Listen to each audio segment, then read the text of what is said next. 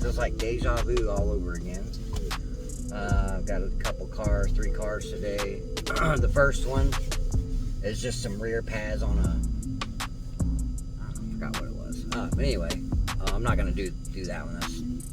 But the next one after that, I'm gonna do a CV axle on a Honda Accord with a transmission service, drain and fill. And then after that, I've got one, another Honda Civic 2020 or 2019. It's got some kind of noise. She didn't really know what it was coming from or what kind of noise, but we'll stop and check that out. But until then, see ya.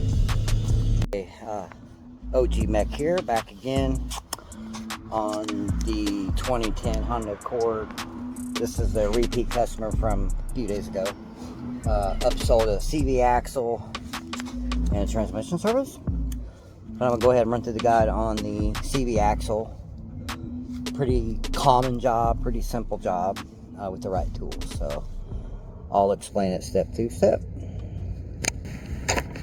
Obviously, I got the wheel off already.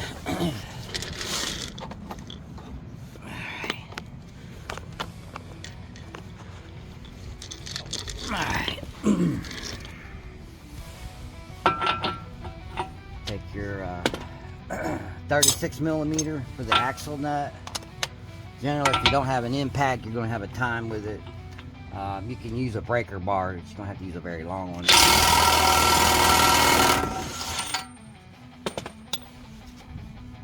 Give that a tap, make sure it's loose.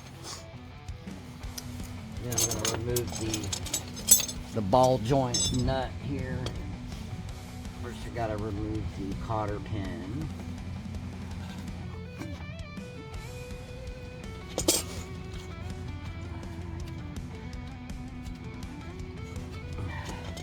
Usually pretty easier if you use a pair of dikes to pull these out. Use the leverage and the bite.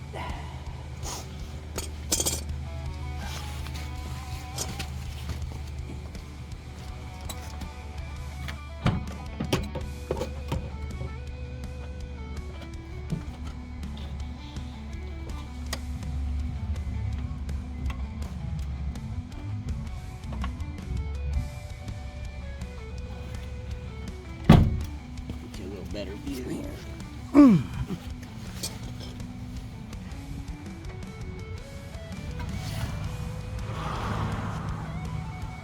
Right here at the bottom,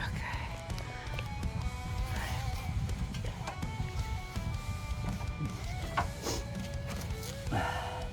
Cotter pin.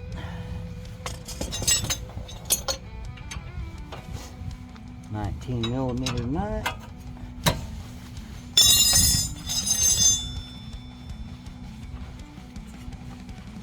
Now they make tools to spread these ball joints apart, but I do it old school. I use a big ass hammer. Usually you want to leave the nut on in case you miss, but you want to hit it right here on the control arm part of it, and it's just the impact and the vibration that knocks it loose. But you got to get a pretty good swing at it. And usually you got to smack it a few times.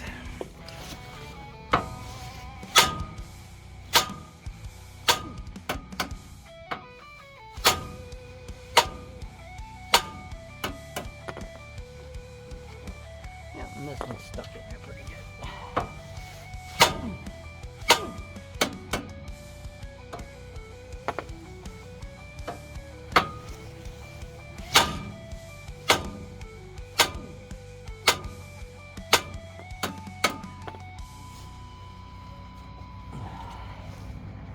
Yay, she's stuck.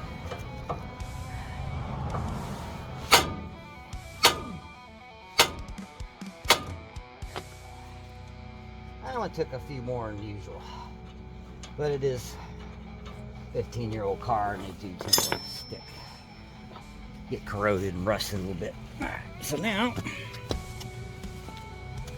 turn our wheel back the other way. Now we've got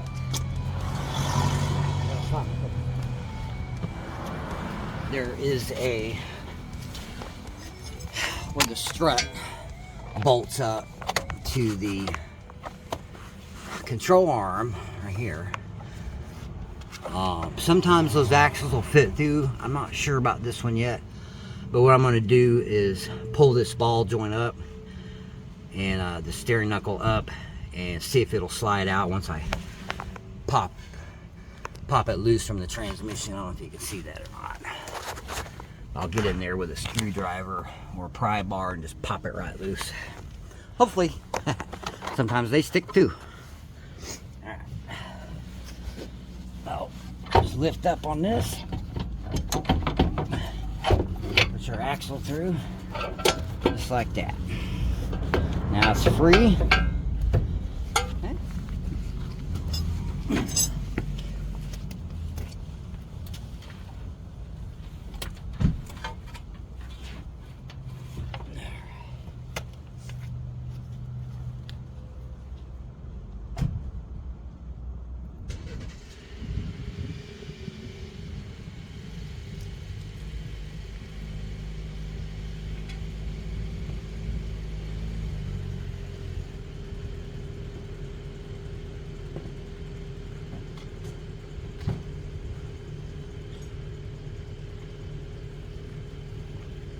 Since I'm gonna be crawling under this, I'm gonna put me a jack stand under it because nobody wants to die, especially getting squashed by a car. I'll put it under a safe point here.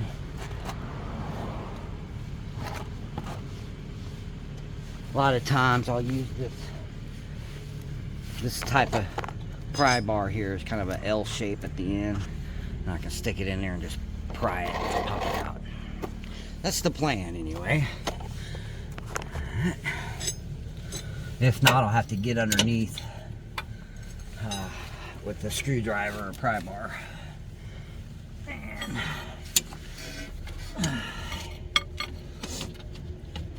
yeah, not much room on this guy.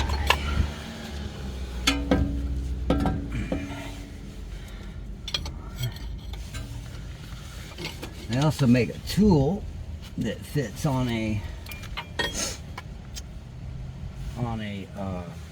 deadlift puller, but this CV axle back here don't look like it's gonna work.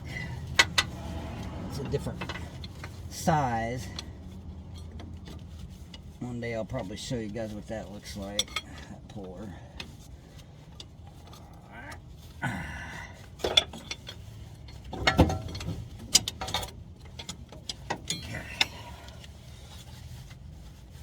That came out pretty easy. Not much force at all, which is good. Gotta give it a little bit more force here. If I can get something in there. Okay.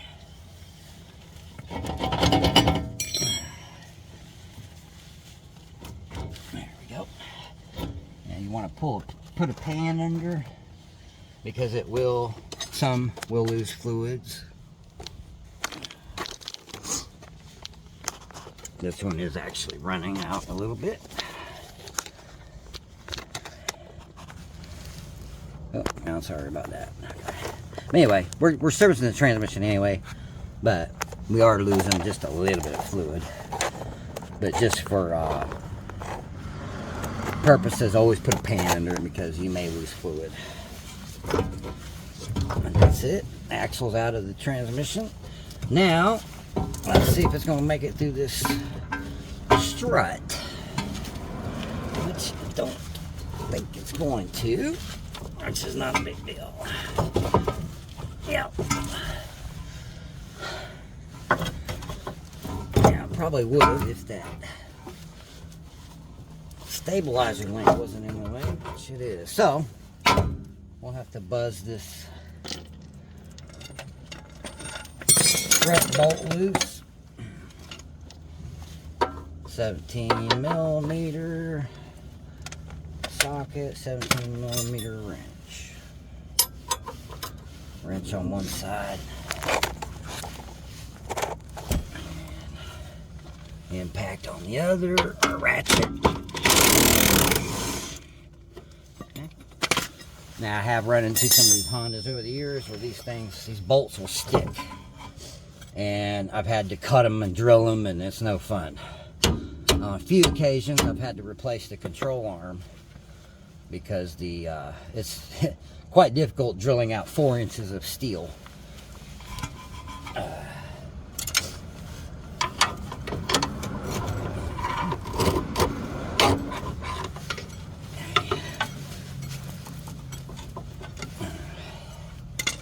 Let's see if we can get something else to bite on this.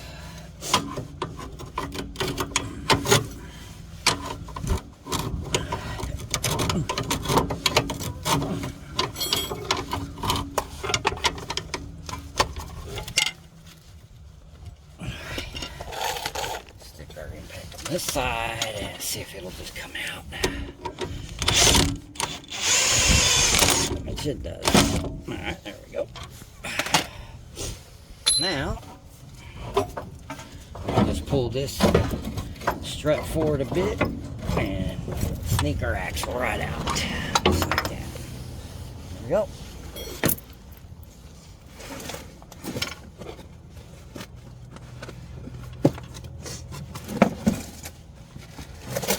A little warmer today.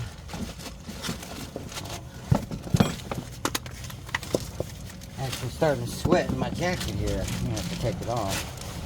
Yesterday I couldn't stay warm enough. And Monday was pretty chilly too. And windy. Today is clear blue skies, no wind. I think it's in the mid 50s. Okay, make sure we got the right axle. Yep, everything matches up. We're good to go. Okay.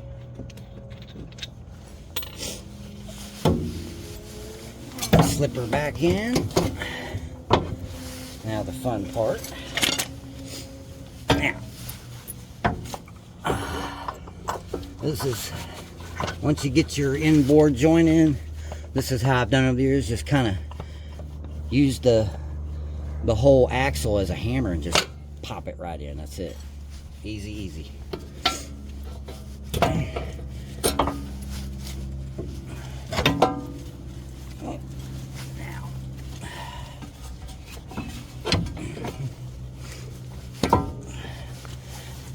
Man, we're probably going to have to get our big pry bar to push down on that control arm because it's a bit heavy. Spring loaded. Yeah. We'll see if this little one will do it or not. If I can even find a spot. Yeah, we got to go quite a ways here. Let's see if we can get something here. There, maybe. Yeah, we're going to have to get... Let's get the big pry bar. Be right back.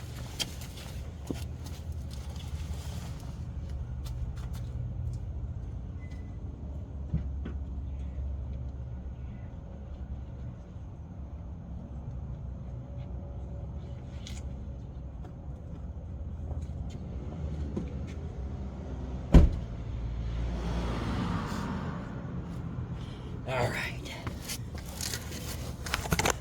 Yeah, this is what I call the attitude adjuster. It's 1 inch thick. I think it's about, I don't know how long it is, maybe, it's pretty long. It's as long as my leg.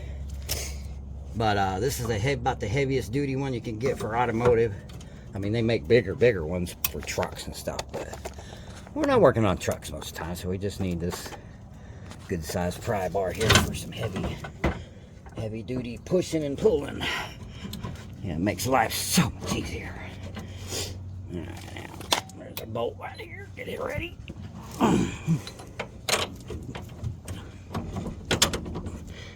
Just like that. That makes life easier. Alright.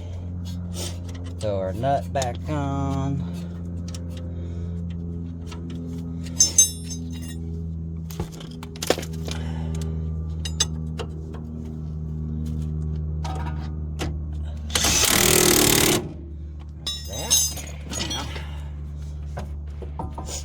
axle started back into our steering knuckle. Usually I'll use the new nut that it comes with.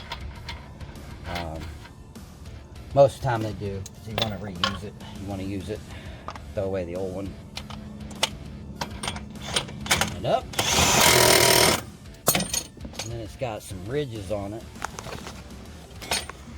Right here. See that little notch there, right there.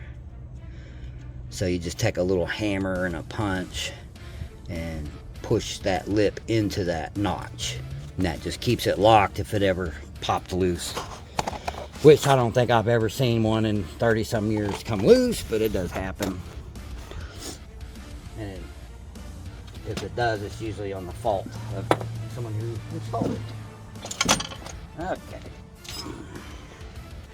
Nonetheless, it's there.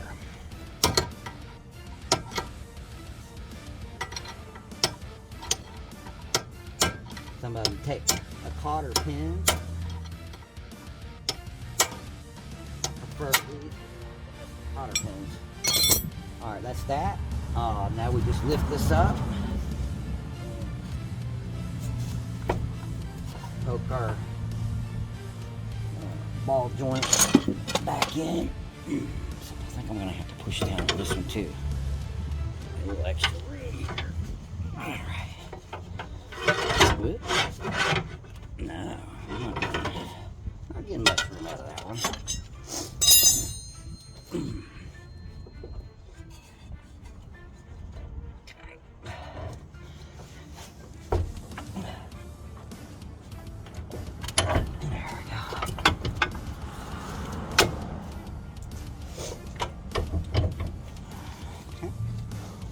That back on, and then our cotter pin. And that, my friends, is just about it for that.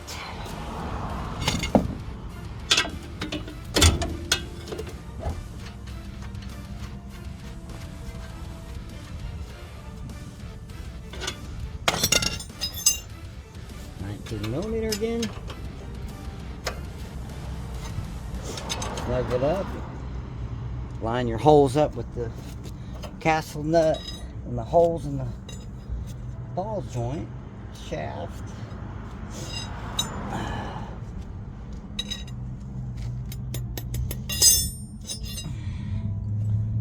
Oh, it's hard to see it. There we go.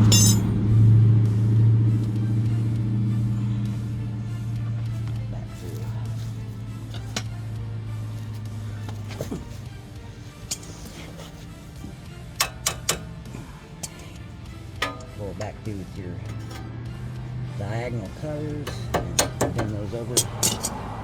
And that's that for the axle. Next is going to be, we're going to drain the transmission fluid and just refill it basically. It don't hold but 2.5 to 3 quarts. It's just a drain and fill like you do an oil change. But video on the CB axles. Like and subscribe, and we'll have more videos. Thank you. Bye.